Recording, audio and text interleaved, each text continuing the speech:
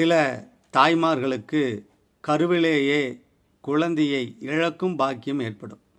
அப்படி ஜாதக அமைப்பு சொன்னாலும் கூட தெய்வம் நம்மை காக்கும். அப்படி காக்கிற தெய்வங்கள் அம்பாள் வடிவத்திலே அருள்பாலிக்கிறார்கள்.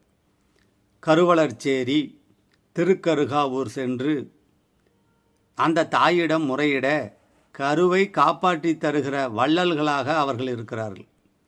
சரி, யாருக்கு கரு களையும்? இது பொதுவான பதிவு தான், இதை பார்த்து பயப்பட வேண்டாம்.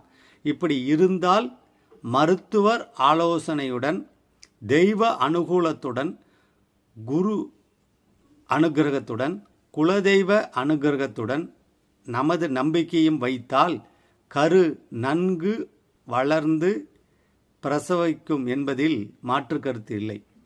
குருமதியும் ஐந்தில் கூட கொம்பனையான் பலன் என்ன, முன்னால் கும்பமுனி செப்பு நூலை குவலயத்தில் எடுத்துரைப்பாய் தாயே அதுகேல், கருவதுவும் நஷ்டமாகும் கன்னிகளை பெற்றெடுப்பால் மாது பொல்லா கர்மவினை நிவர்த்தி செய்தால் கண்மணி போல் செய்பிறக்கும் மகளே என்கிறது புலிப்பாணி தாய்மகளேசல் பாடல் 207. குருவும் சந்திரனும் 5ஆம் வீட்டில் இருந்தால் இது நடக்கும் என்று சொல்கிறது.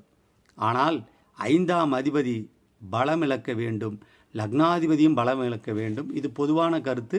அந்த தசாபுத்தி நடக்கிற பொழுது கவனமாக இருக்க வேண்டும்.